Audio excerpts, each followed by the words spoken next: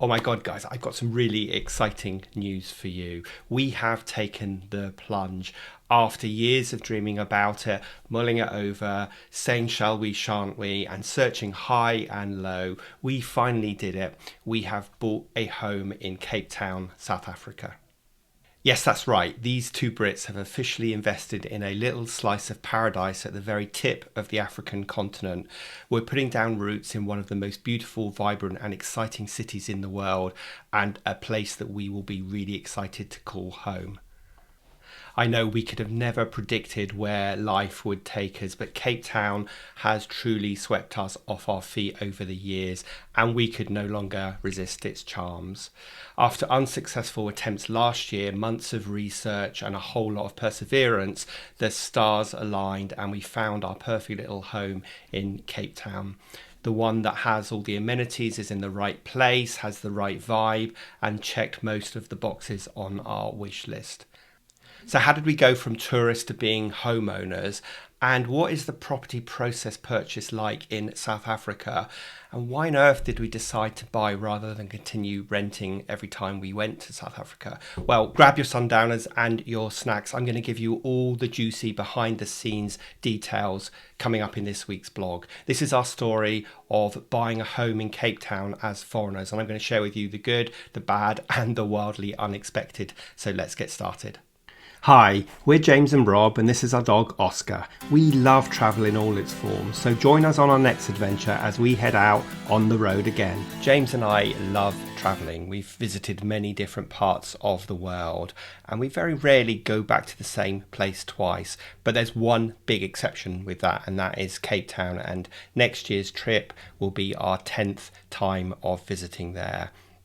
And if I'm completely honest with you, it's absolutely captivated us in the way that no other destination has. Well, you might be wondering why, especially if you've never been to Cape Town or South Africa, what is the draw that keeps us going back year after year? After all, when we see people going to the same destination in Spain, for example, every year, we always kind of laugh at them. But now the same thing has happened to us. For starters, South Africa has amazing natural beauty, and it's just somewhere that you can't find such variety in a small region anywhere else in the world. From towering mountain ranges to pristine sandy beaches, verdant winelands, and all with consistently sunny weather in the summer, with temperatures around about 25 degrees, which is 78 Fahrenheit. It's just a setting that we never get tired of, and we really love the kind of way and the pace of life there. But of course, it goes way deeper than just scenery. We've fallen in love with a vibrant culture and the amazing diversity of people. Cape Town is this incredible melting pot of influences from Africa, from Europe, from Southeast Asia, and beyond.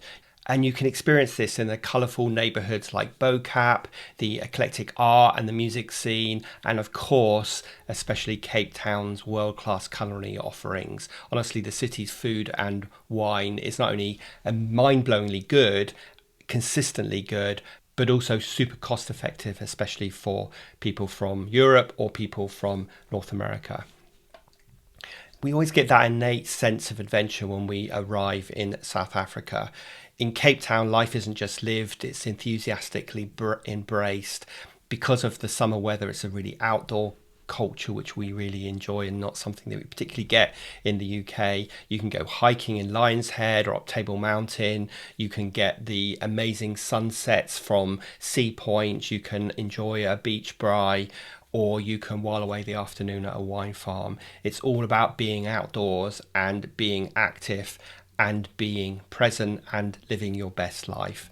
No wonder it's famed as one of the greatest cities in the world for quality of life and for cost of living.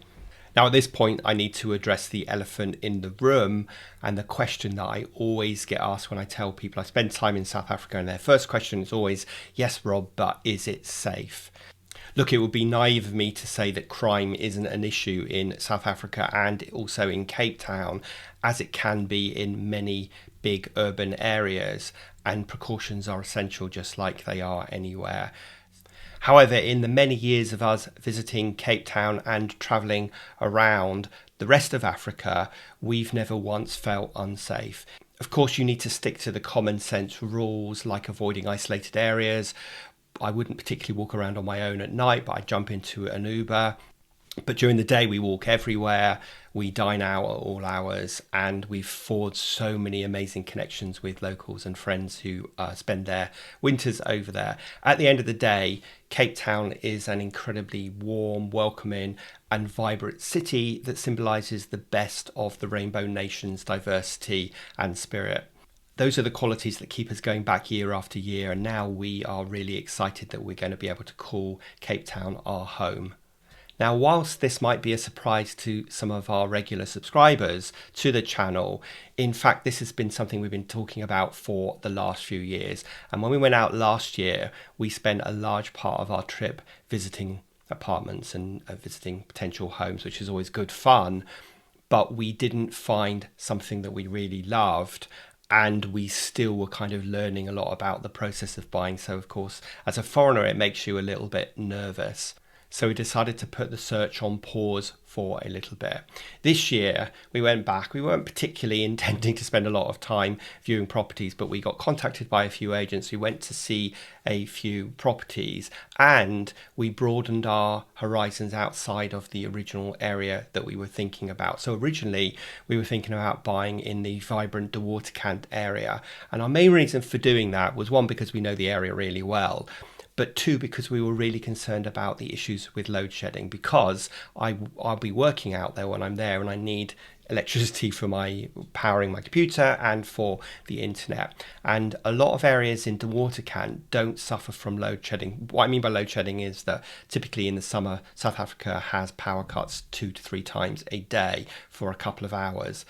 And so that was going to be an issue for me. But in De Waterkant, there are a number of areas that are immune to having load shedding, and they are because their proximity to a hospital or a government building or another utility like a bus station. In a way, this was a false security, because it turns out that that area is shrinking and shrinking and shrinking. So you might buy property today that doesn't suffer from load shedding, but that doesn't mean that it won't in the future. Anyway, on the advice of our friends out there who said, Rob, this is not a good reason to be sticking to one area, we expanded our search to other areas further down the coast towards Greenpoint, Sea Point, Fresnay and Bantry Bay. Now, our friends live in those areas, and they explained that they have solved the load shedding issue by putting a battery and inverter in place, which isn't too expensive to do. So we realised that sticking just to the De Waterkant area because of the load shedding wasn't a good enough reason to restrict our whole search, so we broadened it out. Now, before I tell you more about the actual property that we've bought, I just want to share with you some of the things that we were looking for. I've got my notes in front of me here. First of all, it's worth saying that for a European, buying property in South Africa is really cost effective. So as a comparison, a 1-bedroom apartment in central London would cost you anywhere from £400,000 to £800,000, which is about $500,000 to $1 million. For a similar apartment in a desirable central location in Cape Town, places like Sea Point, Greenpoint, Bantry Bay and so on, prices typically range from 2 million to 4 million rand, and that's around about £100,000 to £200,000. So you can see a massive difference in pricing, and that's what makes it affordable for us. Now, I totally understand that for South Africans it is expensive, and I hope that as foreigners buying properties in there, we're not pricing more locals out of being able to afford to buy a place. But you know, it is what it is, and of course we're bringing a lot of money into the economy in South Africa. In terms of criteria, we were looking for a 1 or 2 bedroom apartment that was in good condition, it was in the right location, it was within walking distance to restaurants and shops and ideally the beach, had a decent level of security, wasn't noisy, and had a car parking space some good storage, and could be fairly self-sufficient when we were not there. We also ideally wanted a place with a balcony, so we had a little bit of outside space and air conditioning because we're British and we get hot in the summer. Although again, I think in a way air conditioning is a bit of a misnomer because it gives you that sense of security. But last year when I was staying in the Airbnbs I was in and they both had air conditioning, I rarely put it on unless it got really, really super hot. Anyway, those were the criteria that we were looking for. Essentially, we were looking for a kind of a lock up and go situation for when we'd be going between Cape Town and the UK. Now, let me tell you a little bit about the home buying process in case any of you were thinking about doing this. First of all, and I've learned this from my experience of buying a property in Spain, is do not assume that the process is the same as the process in your country. So it would be really easy to assume that the buying process in South Africa should be the same as the UK, when that's an incredibly arrogant point of view and was definitely one that I wasn't going into. So I did lots of research. I spoke to lots of people who've gone through the process. I spoke to accountants, I spoke to lawyers, I spoke to architects, just about everybody that I could speak to learn as much as I could. And I think that's why it's taken us a number of years to actually buy there. But actually buying a property in South Africa as a foreigner is surprisingly straightforward, especially compared to the stress of buying a home in England.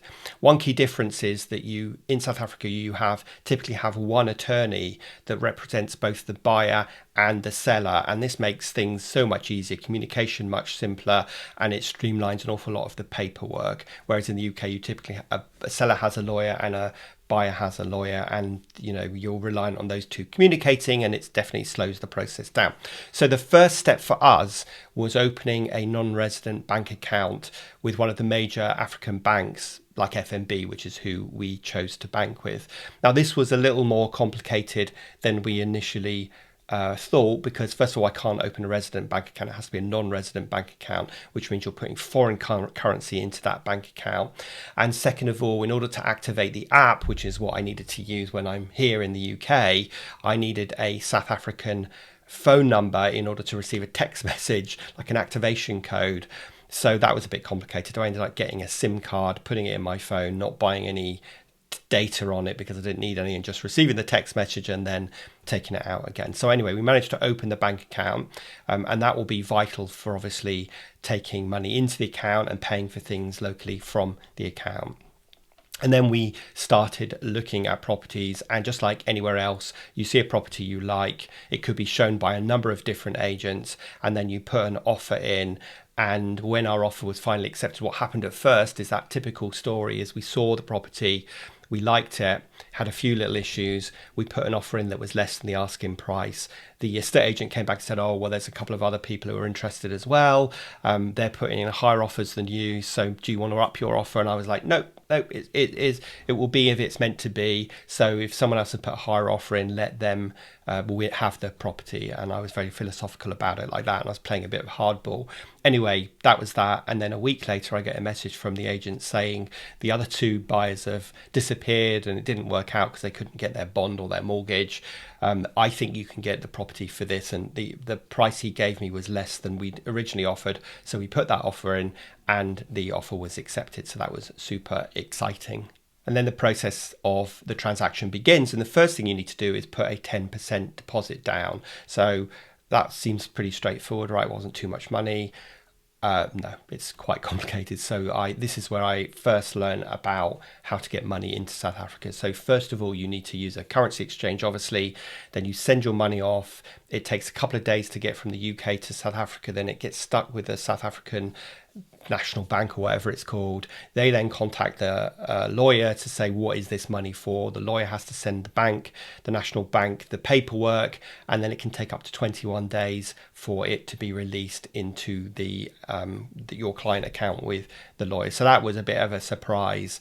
That's caused us a little bit of stress along the way, because obviously when we transfer money from the UK, it is pretty much instantaneous. But I totally understand why they do that, to protect from money laundering.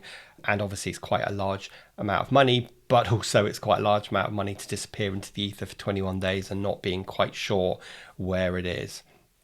Also, I've learned that it's super vital that you keep a paper trail of this money coming into the country so that you can demonstrate that it is an investment, because if you don't, South Africa limits the amount of money you can withdraw from the country if you were to sell up and want to bring the money back to the UK. So if you keep a paper trail, then you will be able to take more than, I think it's 5 million rand a year out of the country.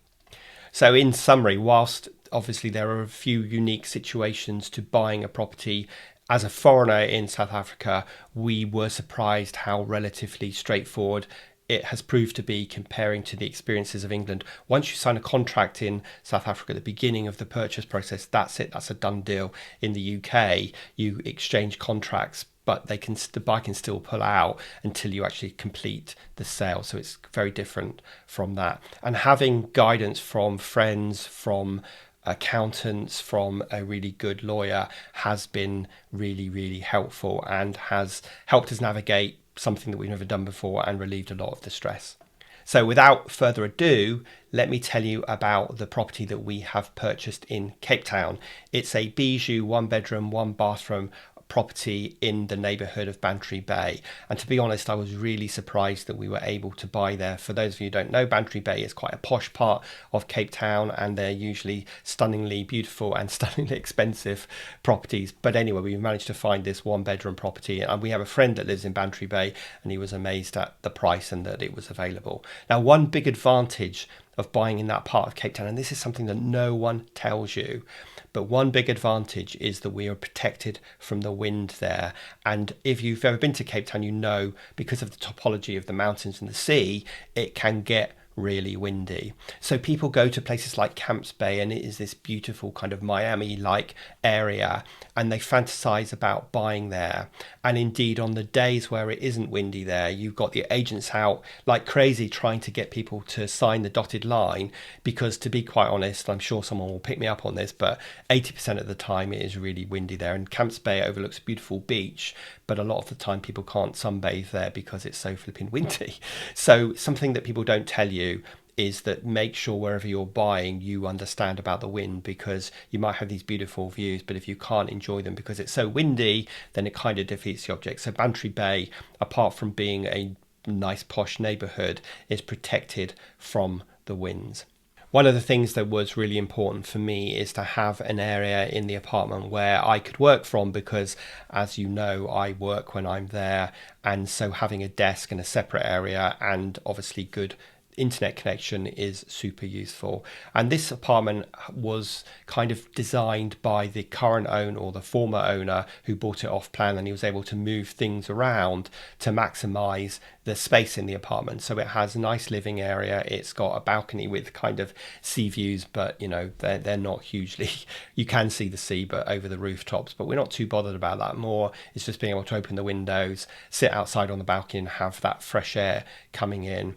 The apartment is about a 5-minute walk into the centre of Sea Point and a 6-minute walk to the seafront. And if you know Sea Point, you know that it has this beautiful promenade where sort of in the evening everyone's out and about jogging or just taking a walk, and it's something I really love to do, and I'm going to be really excited to be able to do that after work when I'm living in Bantry Bay. And we are right on the border of Bantry Bay and Sea Point. So we are super excited to spend 3 months living there next year. For those of you who aren't aware, as a European, we get an automatic 3-month visa when we go through immigration, so we can stay there for 3 months. Having our own space is going to be a dream come true. It will be like going home rather than going to someone else's apartment. And a big motivation for doing this is it will save us a fortune. So last year I stayed in 2 different small 1-bed apartments that I booked through Airbnb, and I spent close to £3,000 on that accommodation. So of course that is something that I'm not going to have to do when I go out this year. You know, renting property in Cape Town is one of the things that is pretty expensive, because of course it's predominantly an international market, so you are spending the same kind of fees that you would if you were renting a property here. And I think that it's been exacerbated by the pandemic, where people are trying to make up for lost time and income because of being closed down for that year or so during the pandemic. So we're excited that we won't have to spend that. Now, one of the big attractions about this apartment was the fact that it had some long-term renters who've been renting there for 3 years, a couple, and they were keen to stay on because they totally know they won't be able to find anything else like this in Bantry Bay. So we've managed to negotiate a rental income with them, and then they will move out for the time that we are there, and then they'll come back in after we leave. So that is fantastic, and it means that we have enough income to cover all the running costs of the property, and we also have security that the property's not going to sit empty. I have a friend who has a property, and he last year, while he wasn't there in the winter, they had a big leak. So when he got back, he didn't have water pouring through, but he had water pouring through, and luckily he had someone check the apartment to find that out. So obviously if we've got someone living in the apartment, we'll touch wood that never happens, but it means that it's being taken care of. So that's a really big tick in the box for us as well. So that gives you a little taster of what we've been up to and what it's like to buy a property. Sort of super scary, and there was a lot of kind of trepidation about doing it, but once we had signed on the dotted line, it was like, okay, that's done now, so let's be excited about this, and we are super excited about future adventures. And make sure that you join us in the next video where we have some even more exciting news for you. But until then, we will see you next time when we head out on the road again.